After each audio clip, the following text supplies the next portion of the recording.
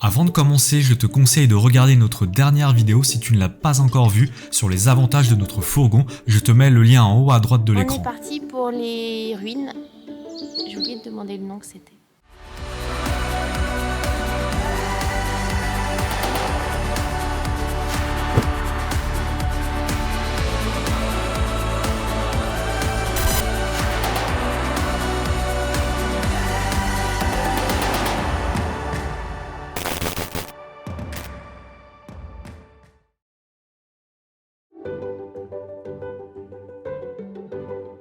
On est parti avec Sully un peu sur un coup de tête car premièrement la météo était favorable et deuxièmement on avait très envie de tourner la deuxième partie des avantages et inconvénients de notre fourgon aménagé. Le meilleur moment de la journée pour filmer, c'est le matin. Tu bénéficies d'une belle luminosité et souvent il n'y a personne qui puisse te gêner pour le tournage de ta vidéo. Salut à toi et bienvenue dans cette nouvelle vidéo. Si tu as vu la semaine dernière notre dernière vidéo sur les avantages de Sully, eh bien tu pouvais te douter qu'on allait faire une vidéo sur les inconvénients. Alors on a eu du mal avec Céline de trouver 5 inconvénients pour notre Sully, car comme tu t'en doutes, il est quasiment parfait. Mais on a quand même fait un effort et puis on va te montrer ça. Allez, c'est parti!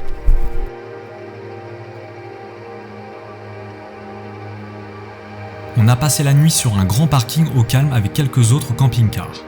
En été, ce parking sert principalement pour la plage et les activités nautiques de la base de loisirs. On se dirige vers le lac d'Aiguebelette.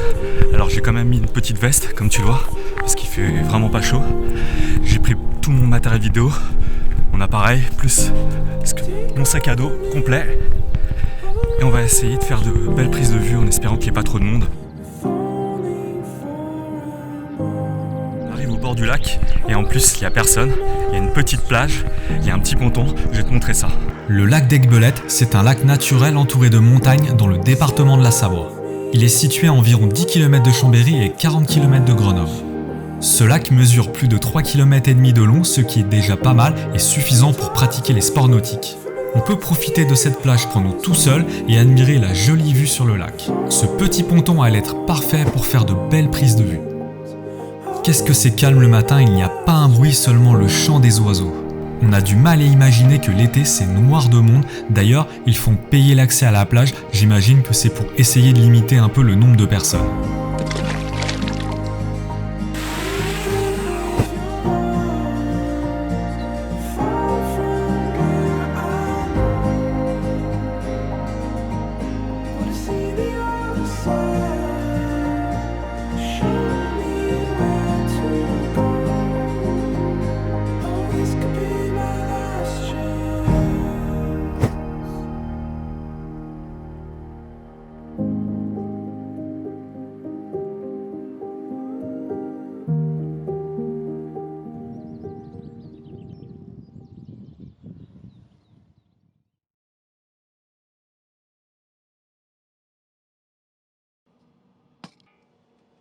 Céline était en train de préparer un gâteau au yaourt pour le petit déjeuner pendant que les enfants dormaient encore. La recette est simple et rapide, c'est exactement ce que l'on veut. Tu as besoin de 3 œufs, 2 yaourts, 2 pots de farine, 1 pot de sucre, un sachet de levure, un sachet de sucre vanillé, mais c'est pas obligatoire, et c'est tout. Cuisson entre 30 et 40 minutes à feu doux. C'est prêt à déguster après refroidissement bien sûr.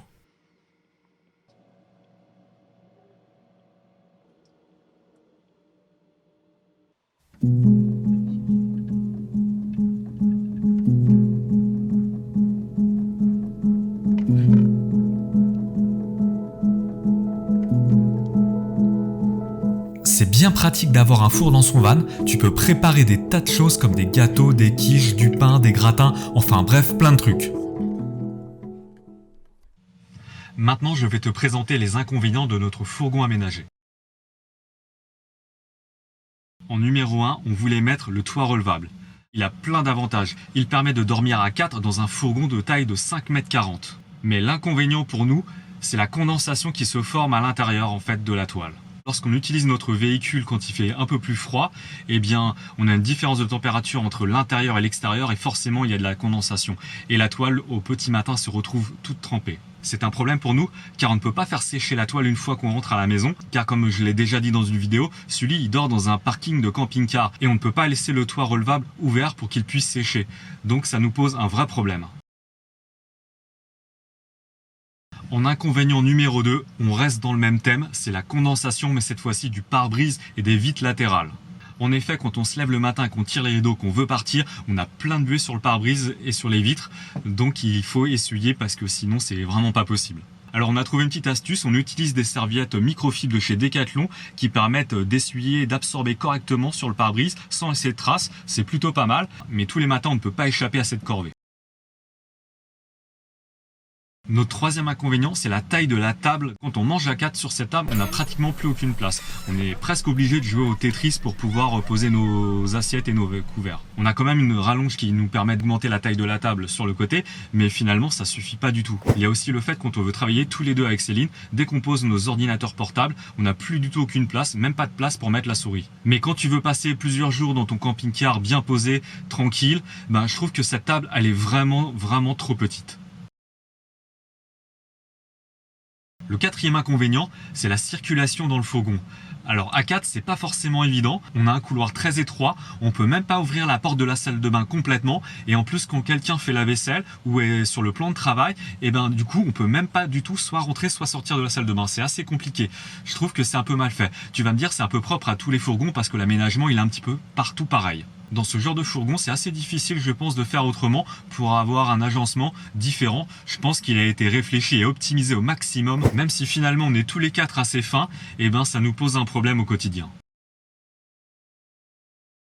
Et le cinquième inconvénient, c'est le fait qu'il ne soit pas tout terrain. Comme tu as pu le voir dans certaines vidéos, on t'a montré que malgré ces pneus M+S qui sont censés être adaptés un petit peu pour la boue et la neige, on peut pas du tout évoluer sur ce genre de terrain. Dans des sentiers forestiers, ça pose pas du tout de problème, on peut s'y aventurer, il n'y a pas de souci.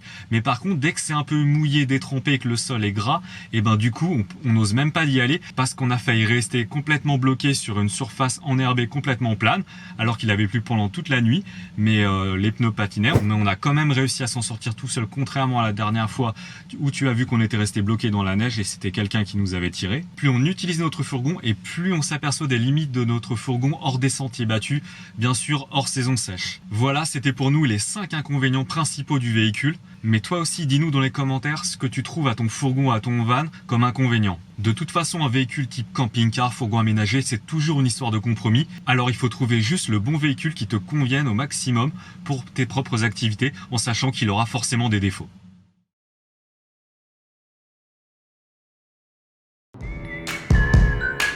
Avant de rentrer, on avait repéré la veille sur la carte une petite balade à faire avec un château en ruine à la clé. La journée était ensoleillée, les températures douces pour un mois de février, pas de vent, bref, que demander de plus.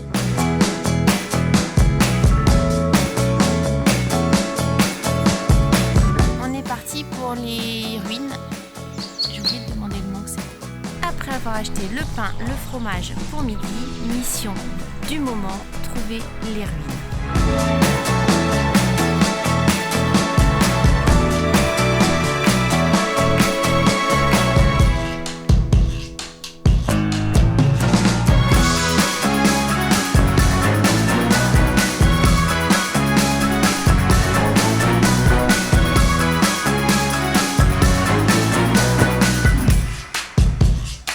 Vous savez ce que c'est ça, les garçons?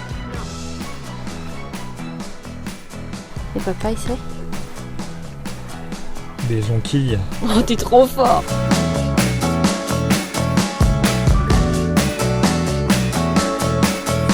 L'itinéraire emprunte un sentier facile en sous-bois, le long d'une crête avec quelques beaux points de vue.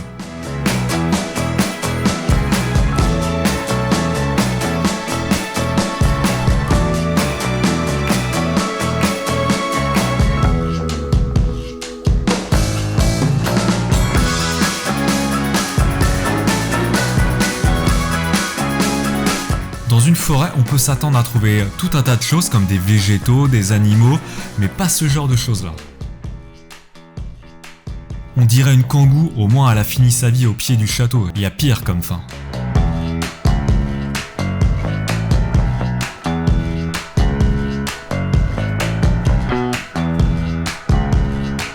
On arrive aux ruines après au moins, allez, 1 heure de randonnée.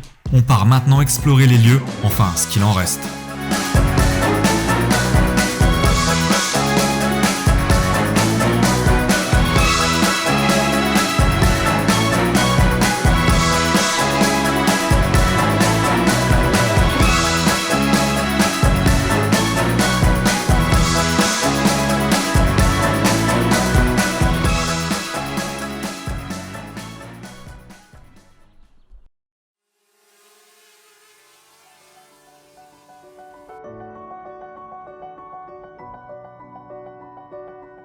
Le site de Montbel est un ancien château médiéval du 11 ou 12e siècle qui servait pour la surveillance des anciennes voies menant au col de la Cruzille, la vallée du Gers et le bassin du lac d'Aiguebelette. C'était un bon poste de guet de par sa situation sur cette éminence rocheuse. Le château était déjà en ruine dès la fin du XVIe siècle. Et comme tu peux le constater, les vestiges s'écroulent de plus en plus. Néanmoins, tu peux imaginer combien cette bâtisse devait être majestueuse.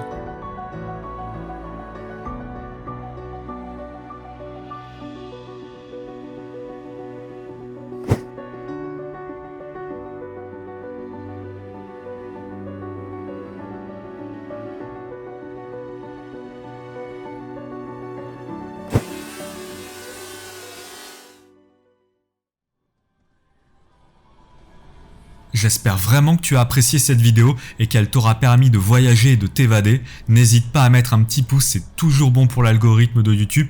Tu peux nous suivre sur Instagram sur Michael's Family Van. Pour ne rien louper de l'aventure, abonne-toi, commente et partage cette vidéo sur les réseaux sociaux pour nous faire connaître par d'autres passionnés de voyage comme toi. Moi je te dis à bientôt pour de nouvelles aventures. Allez, ciao!